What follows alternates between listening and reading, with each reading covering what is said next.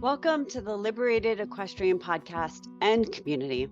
This is a place for horsewomen to experience belonging, breakthrough, and becoming.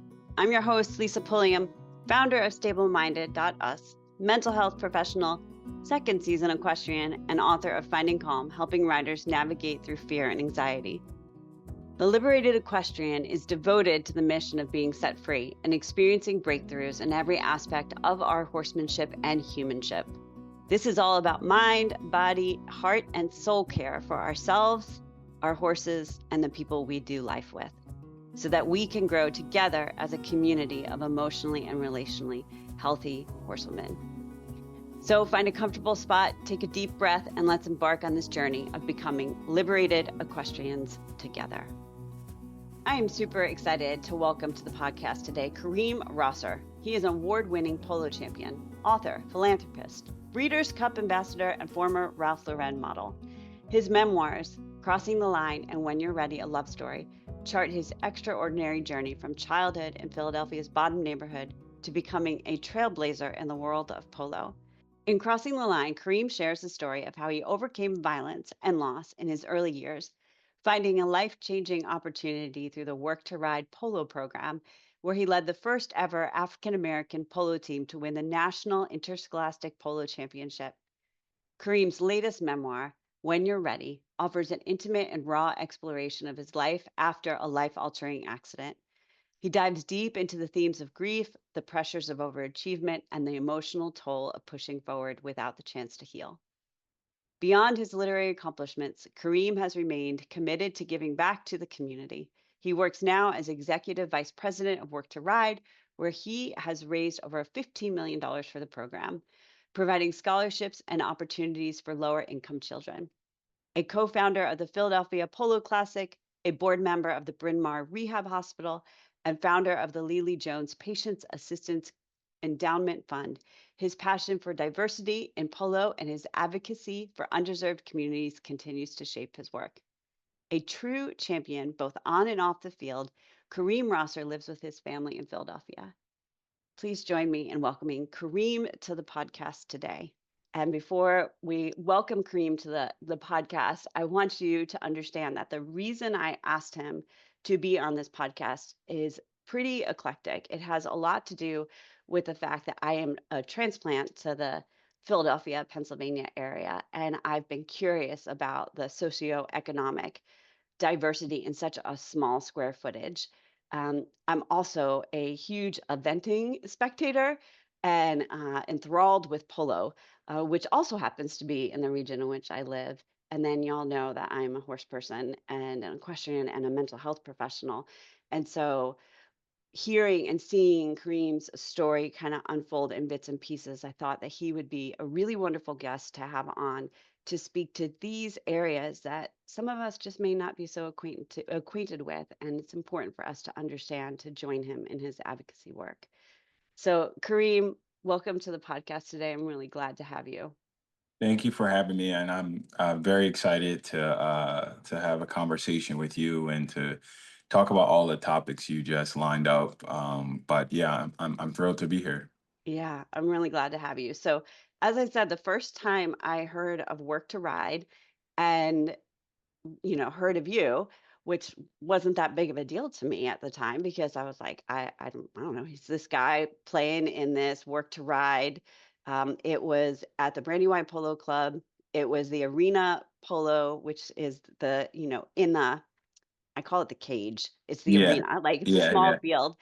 And there you were riding and you were talking a little bit. There was a little table, a little bit about your book, and I picked up the information about Work to Ride yeah, and came home, and it's been on my radar ever since.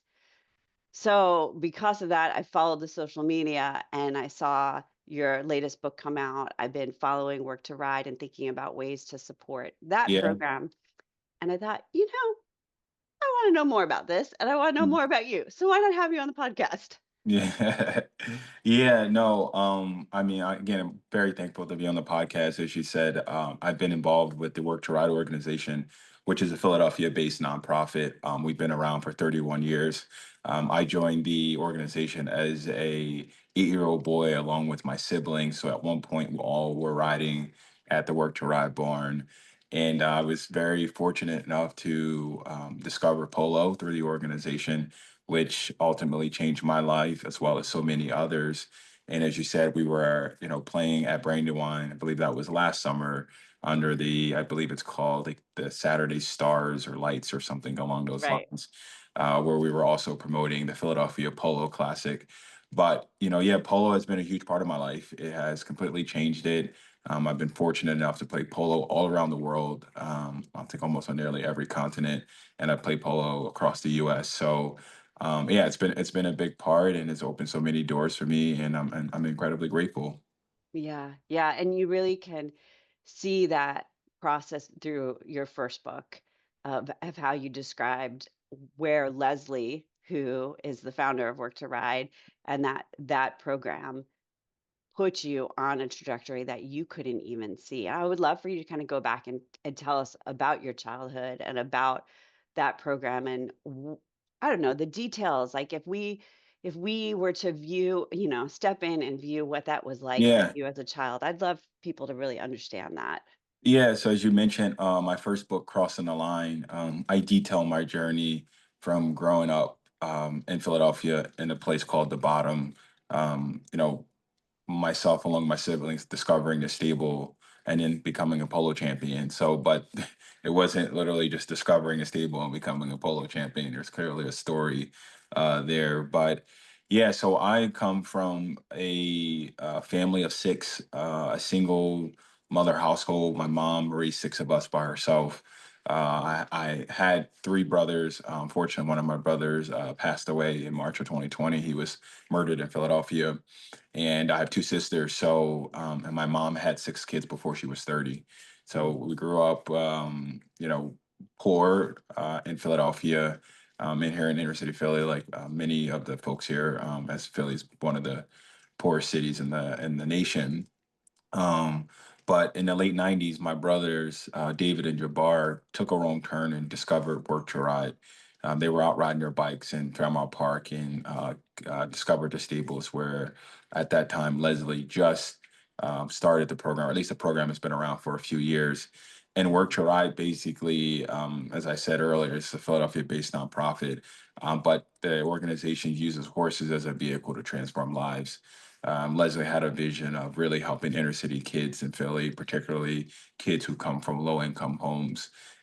Many of those kids, like myself and my siblings, deal with things like, or dealt with things like violence, and Mhm. our parents, many of the kids' parents are addicts, and just dealing with the day to day struggle of growing up in inner city Philadelphia, where there's very limited opportunity for many kids. And so through Work to Ride, we were able to, discover a completely new world, really that world being in the equestrian world, because Work to Ride not only, we don't just focus on polo. Many of the kids are involved in many of the other equestrian disciplines like eventing, show jumping, dressage, the gymkhana stuff. So kids, also the point to point races, many of the kids are involved in quite a bit. But Work Trial also has this educational component to it that is, it's another critical piece of the organization. But as I said, my brothers discovered it. I joined them eventually after they were involved in for a few months, and I sat on the horse for the first time when I was 8-year-old boy. Fell in love with it, realized that Work to Ride was my home away from home, and that this was a unique opportunity to change my life. And I realized that as a little boy, again, just you know going through the day-to-day struggle of living in inner city Philly.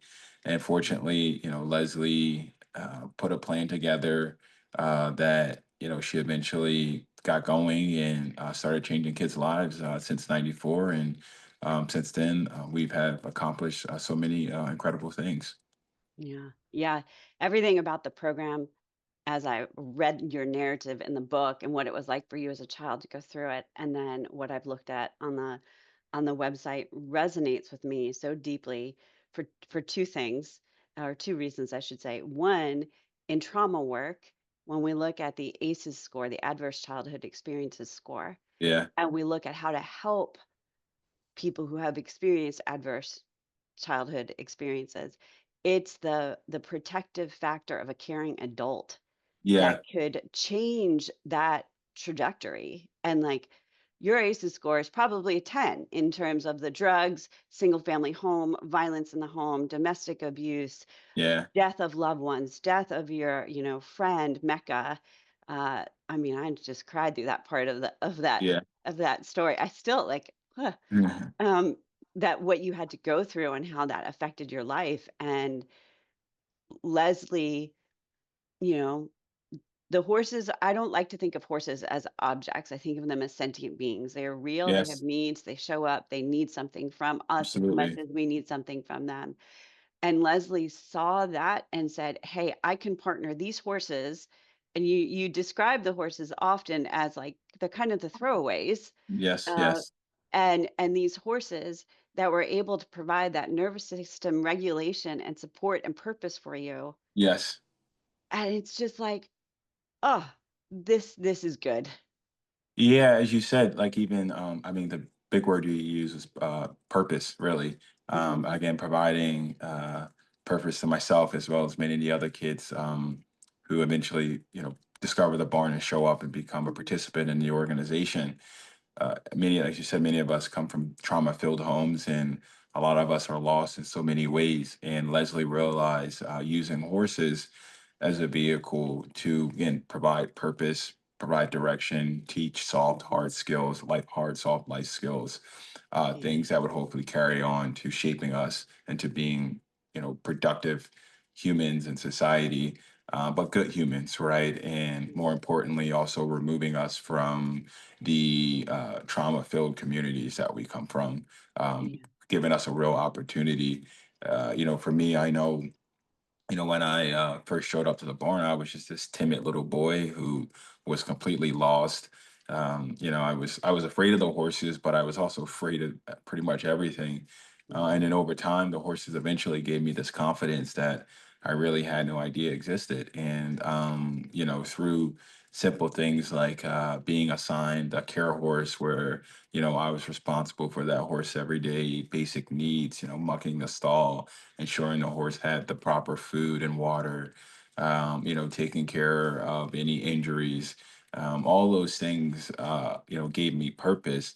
But I also realized that I was at that time just sort of free from all the trauma that I was going through or dealing with, I should say. And so, yeah, horses, as you said, are much more than objects. They're also like, so there's this emotional side. They also have their own personalities, and they have their own emotions that they deal with personally. So there's all those things that I think a lot of non-horse people don't realize, that horses are these incredible creatures that provide much more than, I guess just the pleasure of riding, if you will. Yeah.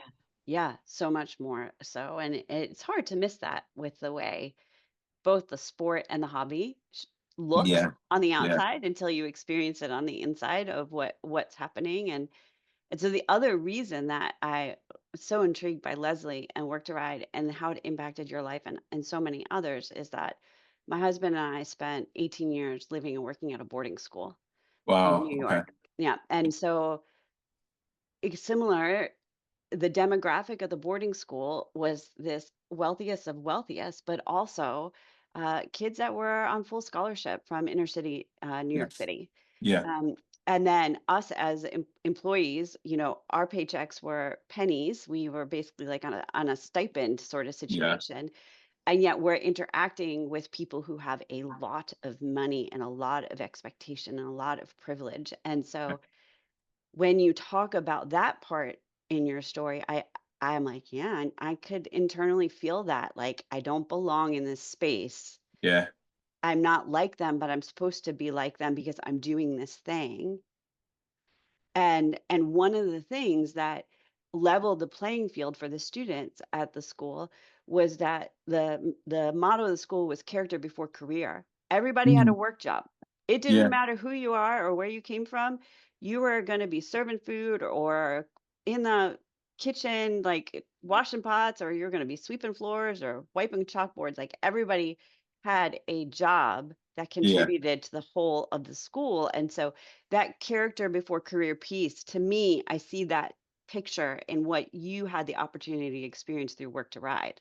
Yeah, I mean, one of the big things that we didn't even realize as we were, you know, going through just the organization and going through the day to day and the programming that Leslie designed um, was really shaping us again to be just great, productive human beings.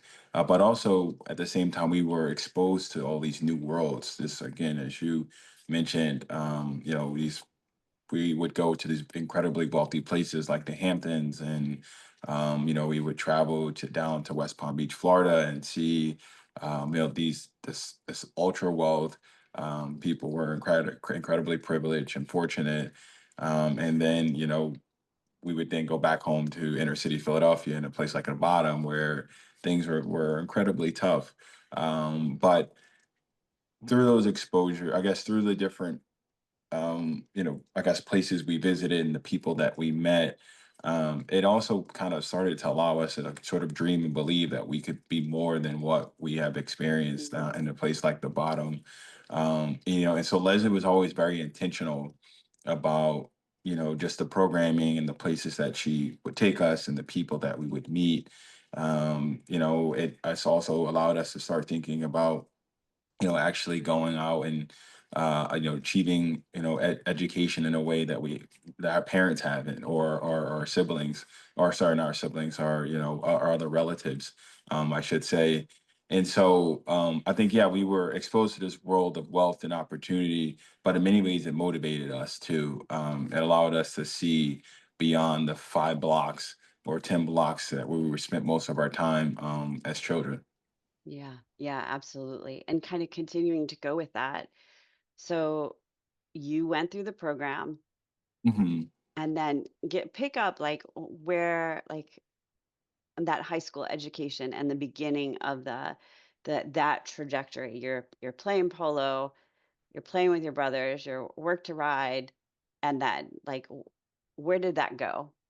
Yeah, so once I picked up a polo mallet for the first time, I fell in love with the sport. Most people, when they pick up a polo mallet, they immediately get hooked, and it's just an incredibly addictive thing. But for us, it was more than polo. It's just riding, being at the barn, and being away from West Philly where we grew up, because we realized that there weren't much opportunity there.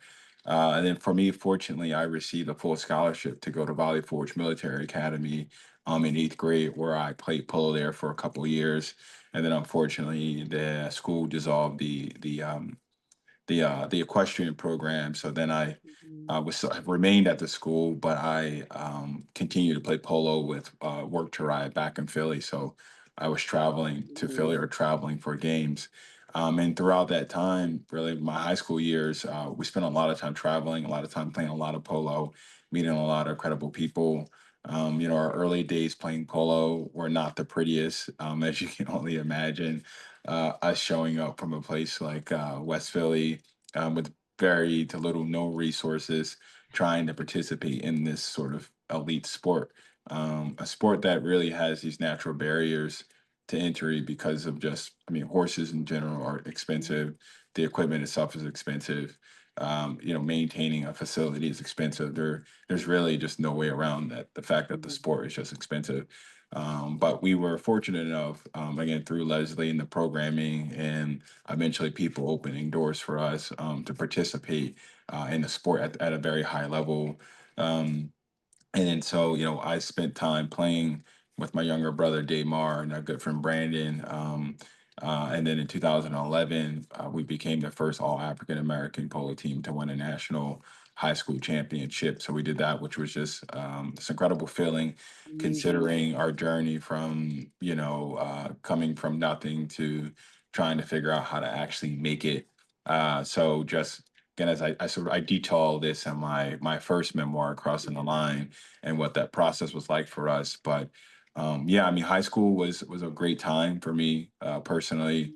Mhm. I guess I should probably say my probably last 3 years of high school were better Yeah. because I was adjusting to being at military school, coming from inner city schools in Philadelphia, which you know some of them are not great, but going into a private school where, there was a classroom, the classroom size were 10 kids max. So there's really no hiding as a student. You're there, you're exposed, and but it was the best thing that's happened to me. So high school was great. Played a lot of polo. Went through the organization, still stayed involved with Work to Ride, even though I was at boarding school. Mhm. And then in 2011, we caught a break and won our first national championship. Yeah, that is just amazing. Congratulations still looking back.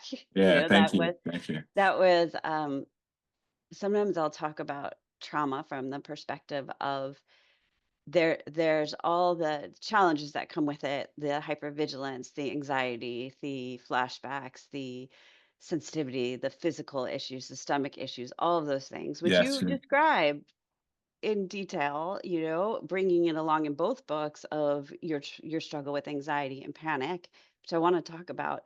But the other side of it is that it creates a kind of grit and resilience of like, Hmm. I need to get out of this. If you have that drive in the face of traumatic childhood experiences, you tend to push and push and push to get to the other side. And Yeah. that is I call that's like there's no reward for trauma. I mean, I grew up in a physically and emotionally abusive home. I Hmm. have all the physical symptoms of tremendous amount of pain. Yeah. But I wouldn't be where I was today if I didn't have some of that destination addiction of like, I'm going to leave this and get there, and Yeah. Yeah. nobody is going to stop me. And I kind of feel like you were given the opportunity to not only have that internally, but to do something with that.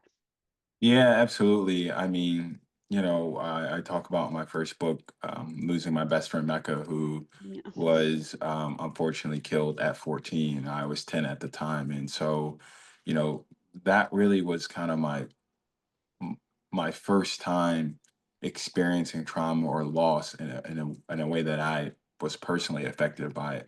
I think prior to that, I was aware of people passing and losing people, but it was never really someone that close to me. And so when I Mhm. lost Mecca at that age, I started to experience anxiety and panic attacks and those things that were, affecting me.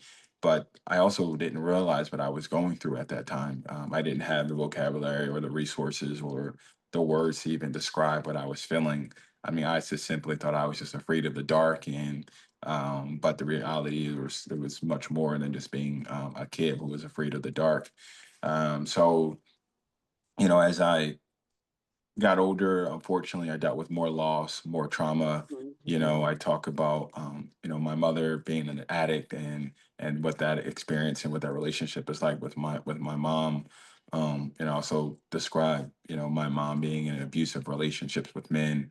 So watching what, she dealt with as a little boy was certainly challenging for me and had an effect on me later in my life.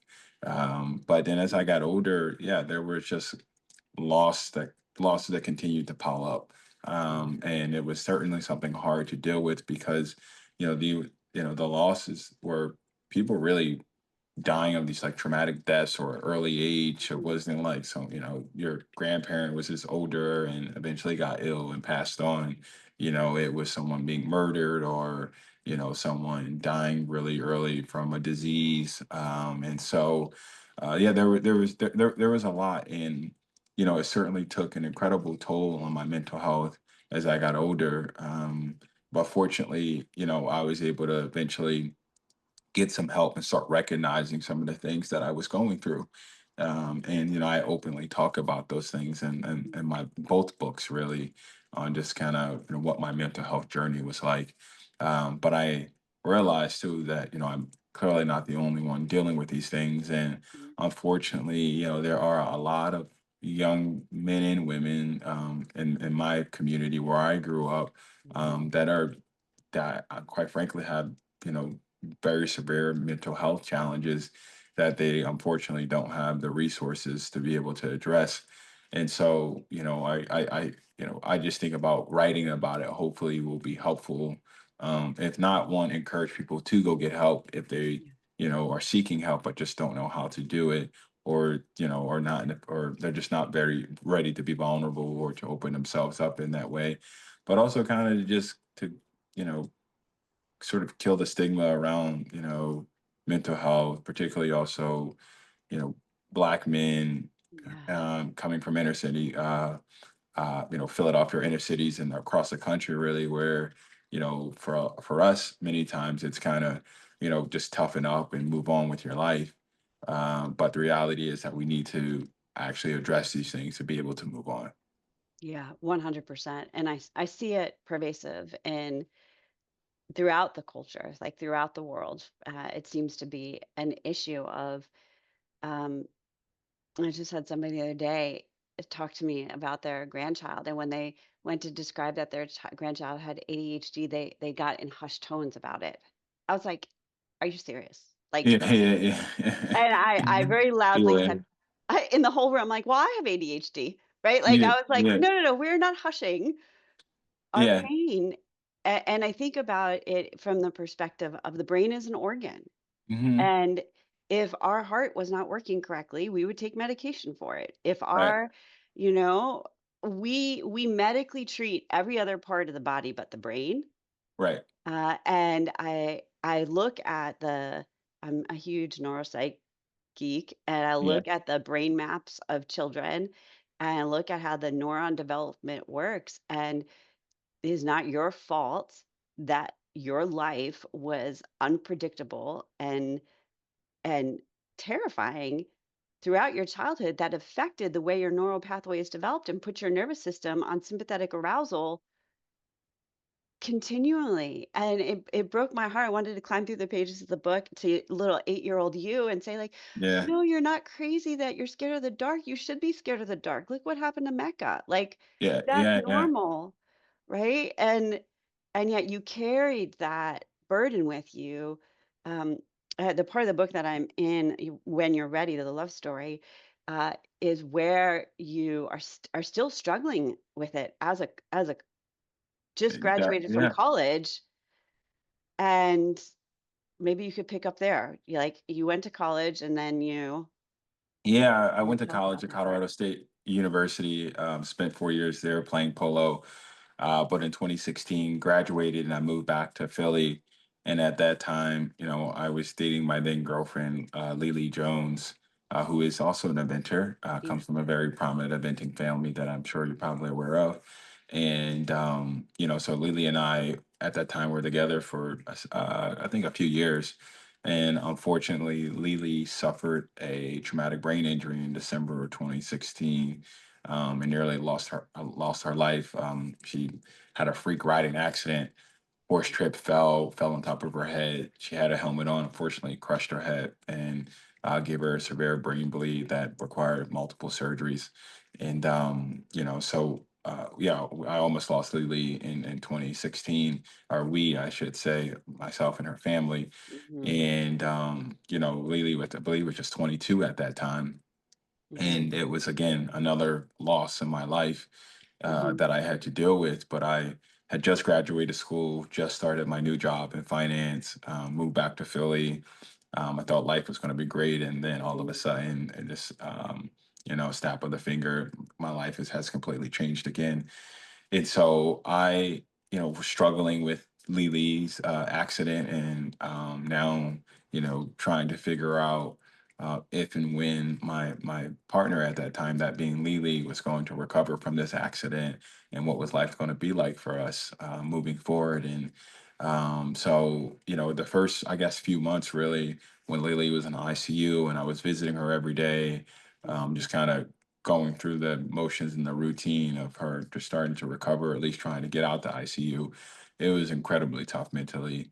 And I decided that I was going to go see a therapist. It was the first time that I Mhm. actually sought out a therapist, because I was struggling. I was a hot mess. And then when I actually showed up to the therapist's office, I didn't know what to expect, Mhm. but I was hoping that I was just going to be able to walk out from after one session and be completely fine, but that's not how therapy works. And, when I met my therapist at the time and we started this talking, we were talking about, my currently was going on with Lily and how I was feeling, and essentially I was grieving and going through just this traumatic event that just happened.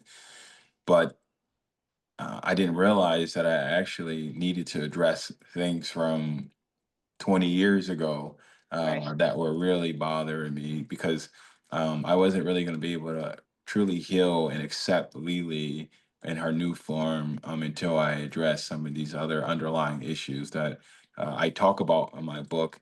And as you said, before, Mhm. I thought my panic attacks were, me, having asthma or something, but that wasn't the reality. So I never even realized I was having panic attacks until I started to talk about these things in therapy.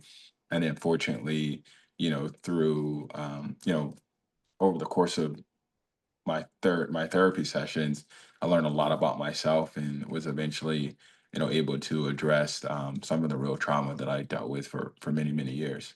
Yeah, yeah, sounds like a great therapist. Yes. Right? Yes. And I find myself in that situation with clients all the time. You come in for, we say it's the presenting issue. Come in, Lily, is your life has changed, that you don't know what the future is going to look like. You're grieving the loss of what you thought you were working for. You're Yeah. trying to make sense of your life now, and so there's so much in that. But everything that happened before that presenting event for every individual was Yes. shaped by previous experiences that both we use the expression prototypic story. What is the narrative, and what is the view of self and others and the world, Yes. and as a Christian of God? And so these views are shaped through all these experiences. And one of your views that I saw stand out really clearly that you were having an awareness of as you were telling your story was, it's not safe to love people because the people you love leave you. Mm-hmm. Mm-hmm. And that lack of trust, and the ways that I wanted to go like this to you, the way you were sabotaging your relationship with Lily Yeah. because of your lack of being able to be comfortable trusting and being that vulnerable to love somebody. And then just as you're like, yes, this is it, we're gonna make this thing happen, this totally blindsided, unexpected, horrible accident that changed multiple people's lives, Yeah. Lily's, and yours, because you had just bought your little cat Nolan, and were, adopted Nolan, and you guys were becoming a unit. Yeah. And so in your recovery, because it was as much your recovery as it's been her recovery, kind of take us through what that next year and the years that followed look like for you. Yeah, I will. And I just also wanted to just touch on the piece of, like you said, just one of the things for me that I struggled with was because, again, every time something or someone came into my life, unfortunately, they were tragically taken away. And so, I didn't really understand that or think much about that, even during my relationship with Lily, because, Mhm. there was this, idea that I may potentially, Lily will walk out my life, or she, or something will happen. It was just something that was normal. And so Yeah. I did struggle with being able to find that person, accept and attach to that person, because of, I was worried about that person wouldn't be around for a long Mhm. time. Mhm. Eventually, I got over that and accepted Lily. Then, as you mentioned, the accident occurred, but the just kind of the journey really to recovery. It was tough. It was really tough. Lily spent about, I want to say she was in the ICU maybe 3 months, 2 months, 2.5 months, almost 3 months, and then Mhm. spent a significant time in the rehab hospital at Bryn Mawr Rehab facility. And, it was tough just to see her struggle and go through that recovery period, watching her go through the different therapies that she was going through, the physical therapy, the occupational therapy, the speech therapy, all that stuff was so tough for her. And then also, going through the sort of this unknown period of when she was going to, start walking and talking again. All of these things that you were hoping to sort of happen quickly, but we learned that that was actually not going to happen quickly. So, I struggled with just kind of, one, I struggled with guilt because I Yeah. felt horrible. That was the other one.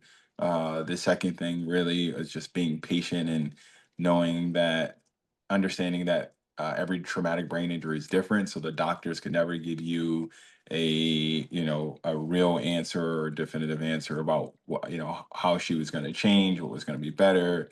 Her progress, it would have some amazing days, it would be some down days. So I was all over the place emotionally. But the one thing that I told Lily and I was committed to was just sticking around, being by her side. Mhm. And I know at you know at the very least that I could do was to just be there by her side and be there for her during her recovery, which I still am today and have back then as well. And so it was I would sum it up really by saying that the journey was tough. It was Mhm. very, very tough. But I was just very fortunate to also have incredible support system around me, both my family, Lily's family, both of our friend groups. We still have incredible people who have supported us through Lily's recovery, which is still ongoing. Yeah, yeah, and that was another aspect that stood out to me was the you were not engaged. You had broken Yeah. her heart a couple times Yes. by the time the accident had happened. Uh, both families from very extreme socioeconomic differences and life differences uh, came together and you had community. And I think that is a misnomer that community only exists in a certain type of community, a certain type of Yes. family. Um, and it doesn't. You were all you had the support you needed from the people that were part of the experience in your life. And yeah, it was precious to kind of see that part of it in the untelling of, in the telling of your story. And then I feel like that was what helped you and enabled you to continue to move forward. And so what ended up happening in your relationship with Lily? How did that Yeah, process yeah, unfold? absolutely. Like you said, the community was huge. I mean, Lily and her family are all just amazing and incredible people. And that showed when Lily's accident occurred and happened, and just how many people rallied behind her family and supported her, and the folks that are still around 8 years later. Yeah. It's amazing. It speaks to it's a testament to how great they are as humans. Hmm. And then you know for me, really, it took me some time to figure out how to move on and accept Lily's new form, and that she um, is no longer the person that I fell in love with. The accident clearly has changed her in an unfortunate way, and but she still is a girl that I would forever love, and is someone that I thought that I was going to marry.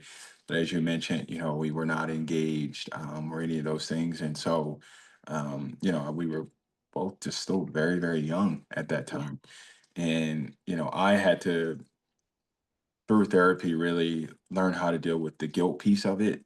How do I Hmm. let that go? How do I accept it's okay to move on? How can I move on but still be there for Lily at the same time? Hmm. And fortunately, I was able to navigate and those challenges and figure it out, and then eventually, dating other folks again, um, and eventually finding my now wife, but that took us. It took some time. It wasn't overnight. It was certainly meeting other people and trying to learn to be vulnerable again and learning to open up in a way that I just, haven't done in a long time because I was now again just grieving and going through this tough period. So I was closed in so many different ways. And so, I think, yeah, really with the help of therapy, it allowed me to move on, and just the conversations with Lily's family, particularly her mother, Mm, just around, reaching out and finding other folks and dating again, and but realizing that I could still do that and still support Lily. And so that's really, I mean, the recovery period, I mean, at least for me, at least I guess the transitional period as I kind of transition into my new phase of my life. It was just always just again trying to figure out how to do that, but still be there for Lily, and I did. yeah. Yeah, the process of grief and the survivor's guilt could be really intense. And as I'm hearing you talk about this, I'm thinking, there's two models of grief Yes. that are out there. There's the Kubler-Ross, which is like the stages that you go through, the acceptance, Mhm. is the end stage, but you go through the anger, the bartering, the denial, all those Right. pieces. There's also another model that I really love by a guy named Worden, and he talks Yeah. about, you might be familiar with it. No. He talks about of making meaning of the loss Hmm. and finding a way to have that loss be part of your new normal, Yes. Yes. right? And your brain, your heart, your body had to come to a place of saying, I can honor the I'm here for you forever in the context of understanding that what we had originally said and felt would be dramatically changed, and now I can find a new way to do that. Hmm. But that also then requires coming to the grief over Yep. the thing that you wanted that was lost. Yes. Yes. Yeah. I mean, absolutely. I think I figured out what was best for me. Mhm. Again, through therapy. I talk about in a book things like, when it was challenging for me to leave the rehab hospital early, or to make other plans, or to miss a day, because I was driving to see Lily, an hour every day, like 5 days a week, or sometimes 6 days a week. And obviously, eventually, that just became unhealthy, Yeah. and also wasn't a sustainable thing for me, considering I also had a career, and Mhm. I was still working, and I had so many different responsibilities. And so, working with my therapist, I was able to, leave 15 minutes early, or skip a day, or Mhm. skip multiple days, and, not stay for multiple hours. And so, sort of, as I slowly Mhm. weaned myself away, it was helpful, but it was a very, very painful process. As you said, I dealt with things like survivor, or just not just guilt, really, Yeah. feeling horrible, that she was in this particular state and situation, and I'm off, doing my thing, and so and not being there with her by her side when she was having a bad day, or just simply just being there, right? And I think about her being in a hospital bed, alone in a room, and so those things were all very, very challenging. But again, very, very thankful for therapy, because it allowed me to process, but and to understand how to go about it in a healthy way. Yeah. Yeah. And the one part that you talk about your therapist challenging you on the time. Hmm. Can you leave 15 minutes early? No. Can you leave 10 minutes earlier? No. Can you Yeah. leave 5 minutes early? And I loved the way that was this idea that the brain perceives large things as a threat, and how that conversation helped make that so small that it didn't feel threatening to Yes. your brain, and you were able to engage in that one little baby step of change to be able to change into the healing really was what was happening. Yeah. No. Absolutely. I think just those baby steps were actually very, very big steps. When you kind of look Mhm. at it, we say they're baby steps, but 15 minutes felt like a lifetime, when it was like, Mhm. this is our time to be together. And or I felt guilty because I wanted to leave 15 minutes early, to go have drinks with my friends at a happy hour, while Lily was still back in the hospital bed. I'm like, I can stay longer, because all I'm gonna go do is go have a drink, and I Mhm. need to actually be here with her and support her. and I don't need to be drinking and having a good time. So that's kind of how my brain was processing things. But the reality is like, no, you do need to go have a good time, and you need to think about yourself, because if you aren't in a good mental state, there's absolutely no way you're going to be able to care for her. Yeah. Yeah. Yeah. And you learned that and you were able to navigate through that. And so it's been, you said the accident was 2016. So Yeah. here we are 9 years later. Yep. And what is life like for you now, with or without Lily? I mean, there's two parts of your life, Yeah, really. so I mean, Lily is still in my life, very much. I still visit Lily minimum once a month, twice a month. We now do whatever, I'll FaceTime her or check in with her. Hmm. Always talking with her mom. I now have a daughter, so really excited about that. I'm married and have moved on, and but we have this sort of blended family, if you will. So Hmm. my family, both all my nieces and nephews, and um, my mother and my siblings, we all, find at least one day of the year to get together with Lily and spend time with her, and so I now really I share Zara with Lily in many ways. Hmm. Zara is my daughter's name. And, so life it's different. I've been able to accept, where I am in my life, particularly my relationship with Lily. We still have this amazing, sort of this incredible affection and love for each other. We both light up when we see each other. So Hmm. those things are still hasn't really changed much. Hmm. Because I said I told Lily that as long as I'm, physically here and capable to get to you, I will get to you. And so Hmm. I've continued to honor that word. And then I have an incredible partner who is very supportive of my relationship with Lily.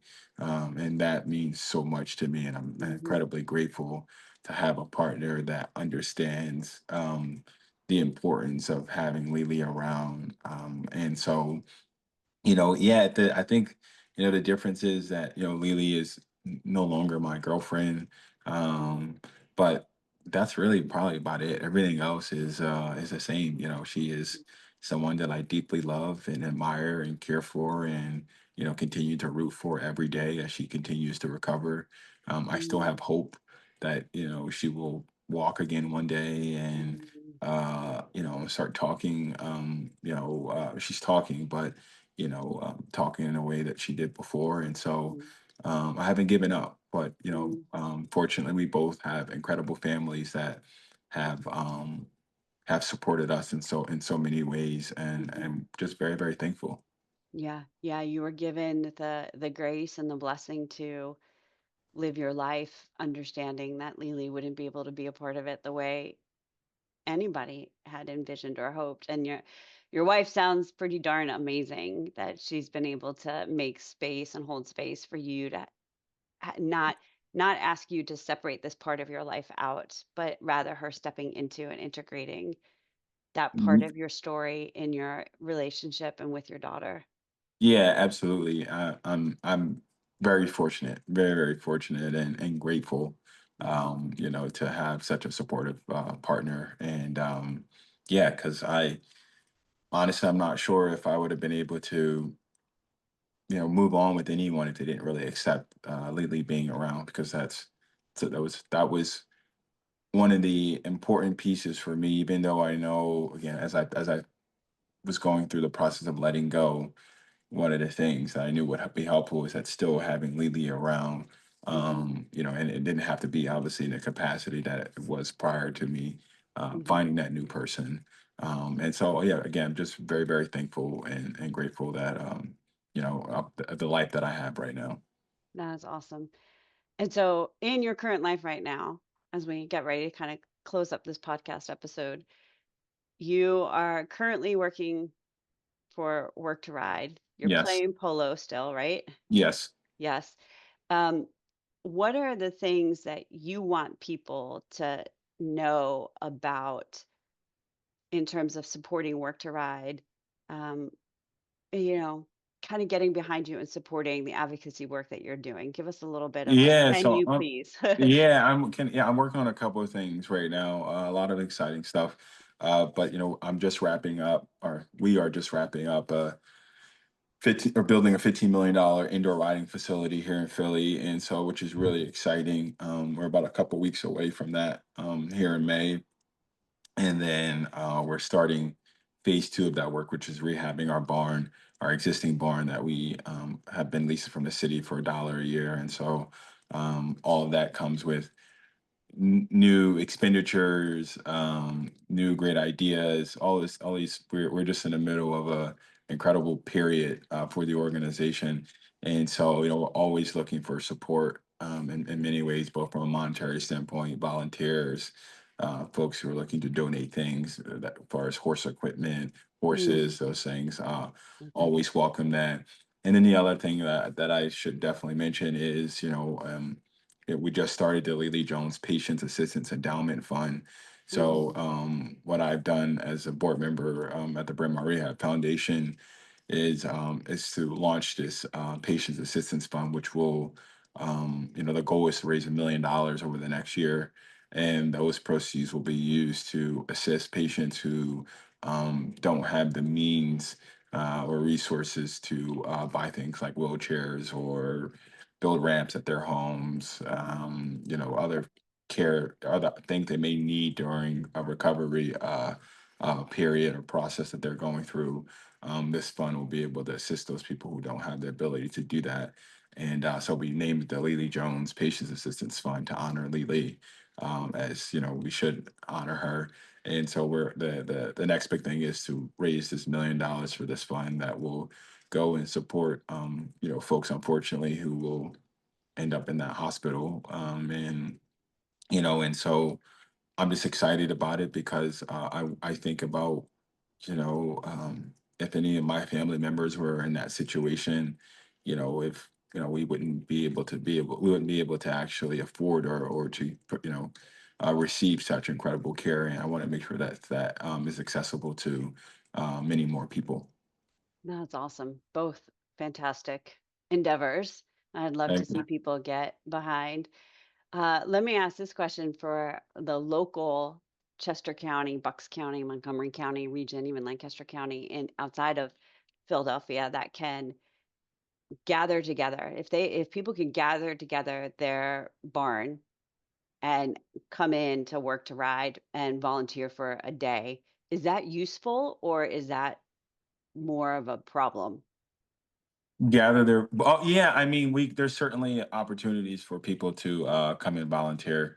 We are kind of going through this transitional phase right now, so it wouldn't be something that we would probably need in the next couple of months. But I think as we start to open when we open up our new facility and bring our horses back and bring all our programming back online, there will be a number of opportunities for people to come together as groups, Mm, and support some of the needs that we may have at the organization. that's good to know. Roll up their sleeves and grab a shovel or two and do some sweat equity to keep Yeah, the program going. Yeah, that's what I abso would. absolutely. Yeah, great. Well, I am so grateful to have Thank you you. on this podcast, share your story, what you're doing in educating the world about mental health through your vulnerability, through grief and loss, and through the reality of growing up in the bottom. Yes, I would encourage people to read your book, and people know that I'm a Christian. They know that I typically don't curse. I'm going to say there's a lot of language in yes, yes. your storytelling, but I do think that it's appropriate, and it helps us understand the environment and the culture that you lived in, and I think that that's part of the power of the story, Yes, yes, story. absolutely. Yeah. Thank you so much, Lisa. I appreciate it, and I look forward to seeing you at Polo soon, Yes. or at an eventing event. So I really appreciate the time today. Yeah, absolutely.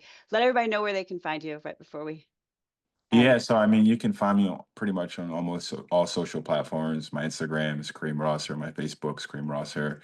Um, I am on, I said Instagram, Facebook.